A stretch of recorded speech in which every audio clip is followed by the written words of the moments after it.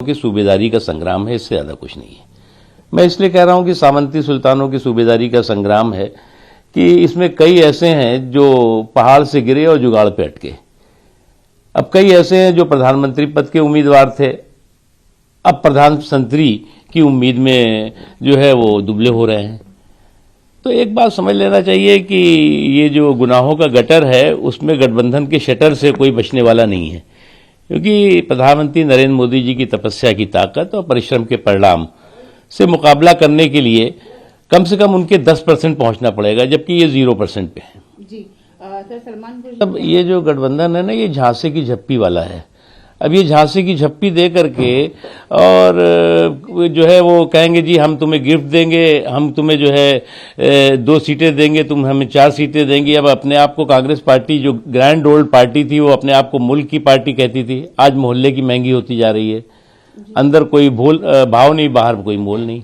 जी sir, खड़गे ने बोला, देखो ये बहिष्कार का जो बहाना है वो भी कुतर्कों से भरा हुआ है। आपको अगर बहिष्कार करना है तो आप जो है वो स्पष्ट रूप से कहिए कि आपका जो स्यूडो सेकुलरिज्म है, जो छद्म धर्मनिरपेक्षता है, वो खतरे में आ जाएगी। क्योंकि ये कोई नया, ये तो बहुत हिस्ट्री शीटर लोग हैं।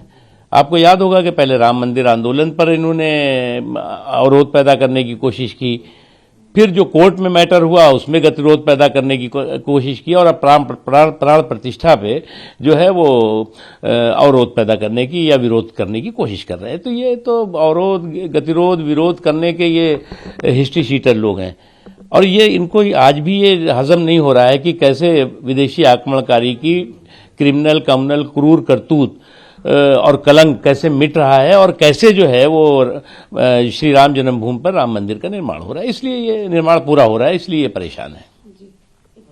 साधुओं की जिस तरह से हत्या की गई, उन्हें कैसे देखें, लिंचिंग की गई, उसे कैसे देखें?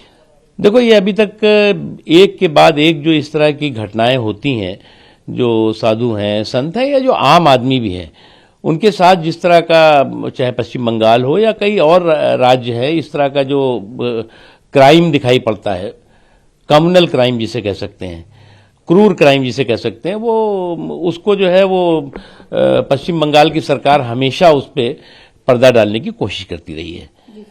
और आज जो है वो पश्चिम बंगाल जो है वो ऐसे कम्युनल और एंटी नेशनल फोर्सेस और क्रिमिनल्स का जो है सुरक्षित चरागाह बन गई है।